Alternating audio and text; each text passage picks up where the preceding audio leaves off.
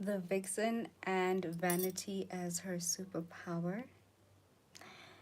Have you ever noticed that there are certain types of women that seem to be more in tune with their youthfulness, even when they're young? They're more in tune with the fact that their youth is something that is fleeting. They seem to be more grounded in their own body. They seem to be able to be in harmony with their body and use their body to the fullest ability. I'm not so talking about women that are like athletes, or these women could very well be athletes, but the type of women that seem to take advantage of their physical beauty while they're still young. Today's topic is about the vixen archetype and how vanity is actually her gift and her superpower that helps her manifest the life that she desires. Welcome to my channel if you are new, and welcome back if you are a returning subscriber. I am Stella the Lavish Alchemist.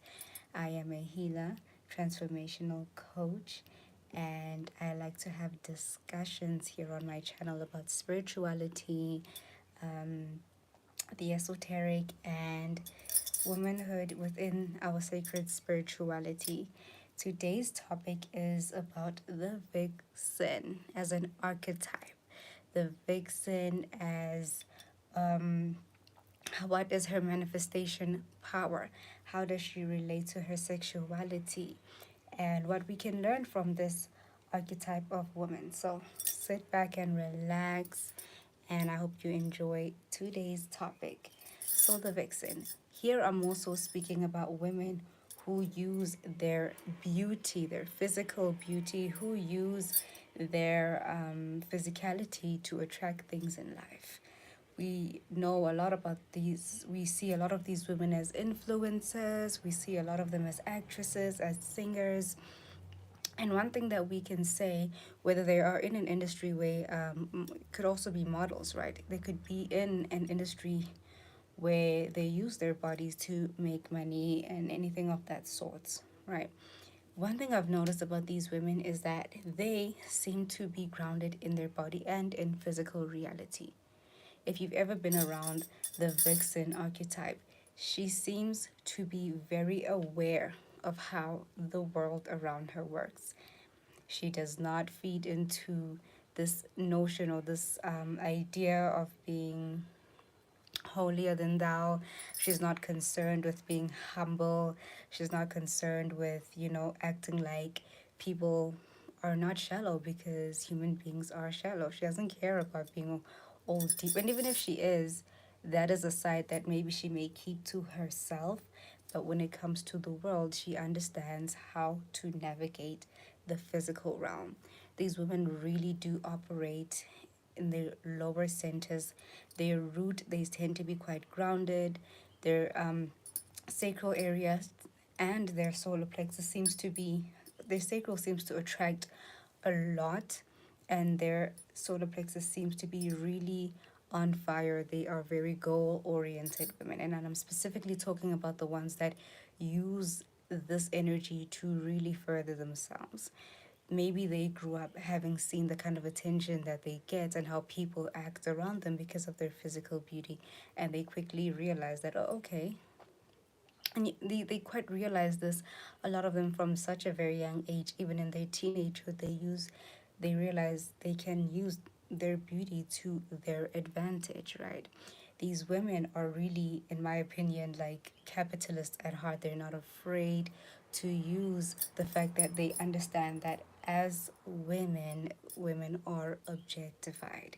Women are seen as objects. So they use misogyny as a means to manifest the life that they want. And they also, I feel like, the archetype that's more in tune with the opposite sexes. How can you put it? They're more in tune with the animalistic nature of those that objectify her.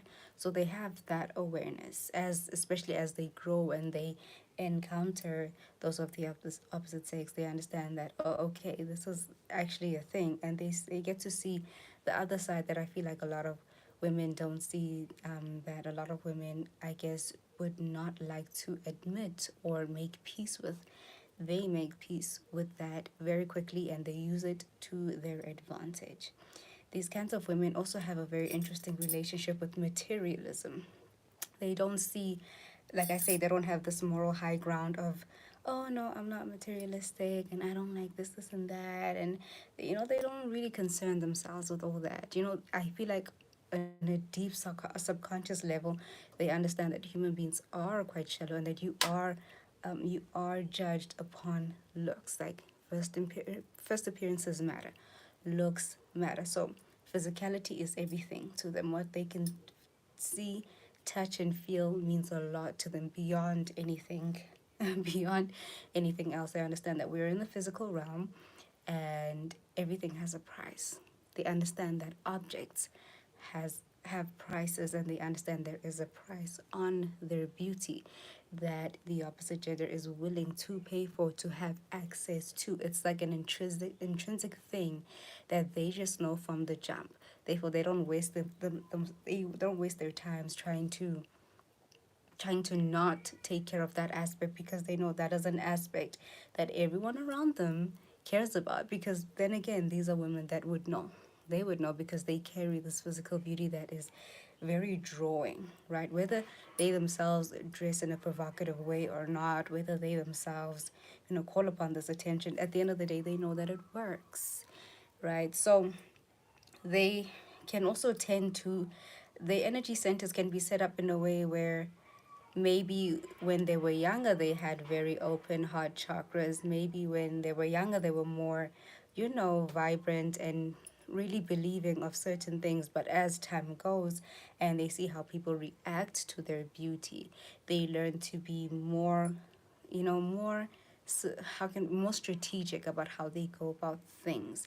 And this is also really the archetype of women who need a lot of spiritual protection.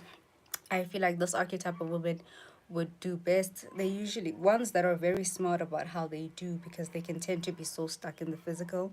The ones I've noticed that there are the ones that are aware of the spiritual realm and how the spiritual world works. So they work with high priestesses that work with spirits and goddesses and deities that take care of such archetypes, because in the spiritual world there is no, morality is really like a human concept in a sense, like and it changes all the time. It changes all the time according to what is allowed.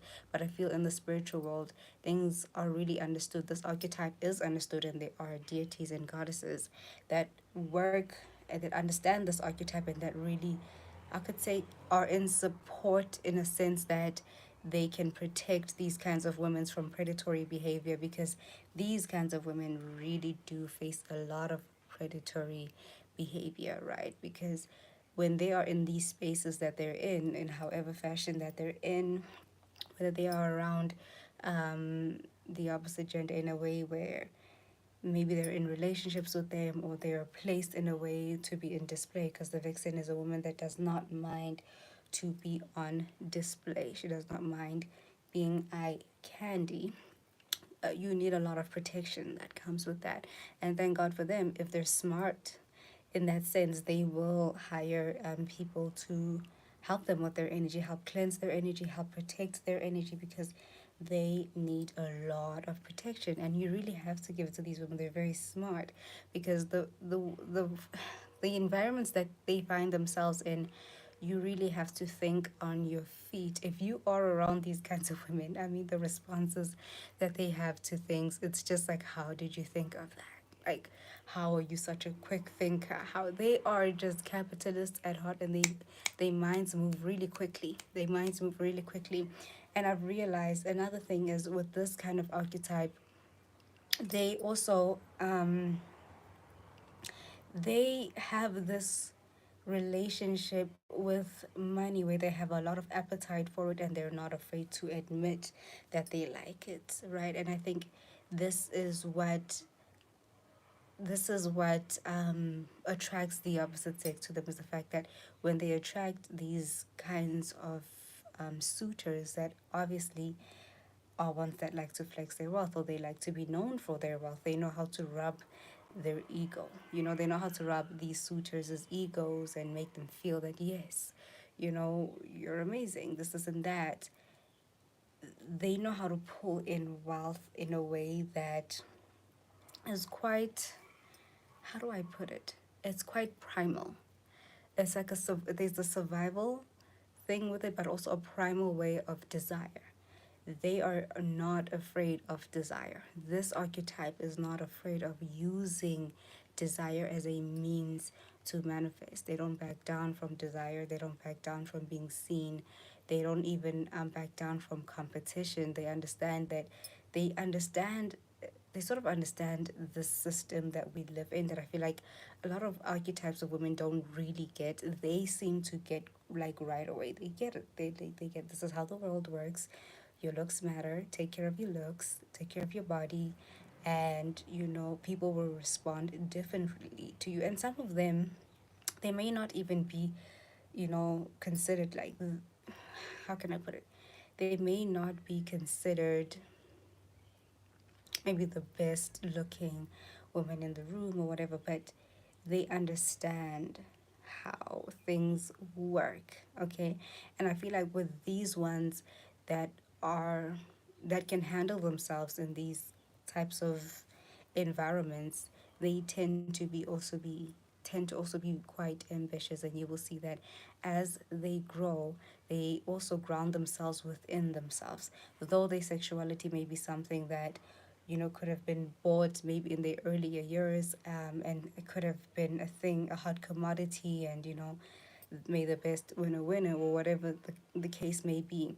As they grow, they understand how maybe that can be a hollow life that leaves you at the mercy of whoever feels and is attracted to you at the time. So one of the ways I see that this archetype can move in is they can become really, really, really good business women, because these women are capitalists at heart. They know how to get to the bag, right? Because physicality really is their supernatural power. They know how to navigate the physical world. They know how to get things done. They know how to get what they want in ways that I feel like other women really struggle to. So they go, I've seen a lot of them become very, very successful business women. And I've seen that some of them may actually like totally abandon this hypersexualized version of them and maybe become quite religious or very spiritual, right? They sort of feel like, okay, I've lived that life and I want more meaning. And some of them settle down. So I noticed that with this archetype, they will always have an appetite for something. They like shiny things. They like beauty. They like like expanding in that way, right? So it's very important for them to have a goal, because they're very goal driven. And I do see them, some of them, if they learn how to ground themselves within their own ambitions, outside of maybe the ambitions of what others can get by being in proximity to them within their youth, or maybe the older they get, and maybe their youth is not something that can be bought anymore, when they find meaning within themselves outside of physicality. So this is really a archetype that needs, as time goes, and even in the heat of the youth, they really need spiritual practice to cleanse their energy, to protect them, but also to have a meaning outside of physicality, so that they don't end up being so drained from catering to whoever they are with their own physicality, and having their youth drained, because it can be quite draining if these women do not take care of themselves and their energy systems, depending on how overused and maybe at times abused their energy systems can be. They really need constant like revival, constant renewal of their energy, and constant grounding and cleansing. So they really, really need spiritual practice. And it's something that I feel like as time goes, when they see that, okay, you know, um, my physicality isn't, as I'm not as youthful as I used to be, They understand that there's a deeper sense that they need to tap into. And I feel like when that happens, it really becomes magical for them because they have this, really, this, how can I put it? Do I say audacity, this daring nature where they will go for the things that they want and they will pull the strings while having, with the benefit of, if they have a spiritual practice, having that protection in that inner world to sustain themselves. They become really, really good, really good businesswomen.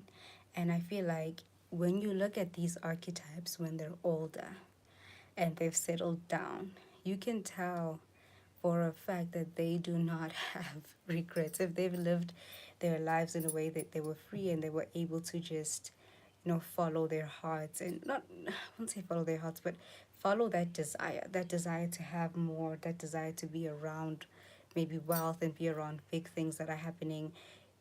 They are one of the best women to sit down and listen to stories about, and yeah, listen to stories that they tell. It's just bizarre the kind of lives that they live because they were so present. Like them being so focused on their physicality actually helps them be present and be in the moment and take take life and just, you know, take that that how can I put it, that adventure that life brings to them and not be afraid. I feel like more than any archetype, they don't really have the kinds of fears, and they do have fears for sure, but I feel like they are very aware of their youth, which is something other archetypes of women seem to only be aware of when it's already like done and they look back at pictures and think, oh, I used to be so pretty and I wasn't aware. No, no, this archetype is aware.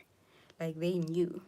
It's like, no, I knew I was pretty, and I used that to my advantage. And I feel like that's one of the things that I really enjoy about this archetype. And the older they get, some of them seem to, they can go into a direction where they bit bitter and maybe not much has happened that they wish, or maybe they didn't protect themselves or were not as strategic as they should have been. Because I feel like women in this position, you have to be strategic because a lot can be taken away from you and you get nothing in return, right? So you really have to be, it's a very competitive, they're in very competitive environments, and strategy is a big thing. So those that have not been strategic and have not protected themselves can tend to be led in a way, in a sort of situation where they can be bitter and drained. But those that are strategic and understand that they need to tap into the unseen because they're so focused in the physical, they need to be tapped into the unseen. So those women, you will see that they have high priestesses behind them, and those are usually the ones that seem to get quite far even in business when they have a spiritual practice that is outside of the kind of physical, all this very competitive but also physical and superficial kind of life that they live. When they when they cultivate their inner world, they're able to then have their own ideas, have their own ambitions, and use their physicality to help further what they already have going on, rather than just having physicality and having people take, yes, having something in exchange, but sometimes the exchange isn't even that satisfying if they're not building something for themselves. But I feel like this archetype, when you sit down with them and they're older, the stories that they have are just the best, and they know life as it is. And I love the fact that they tell it like it is, and they're not really living in a, I don't know, in a veiled, they don't have these road colored glasses when it comes to life. They see things for what they are, and they are able to navigate, which is really a skill that I feel like the other archetypes, there are those that do, but the other archetypes aren't that aware. They don't have this animalistic desire that they allow.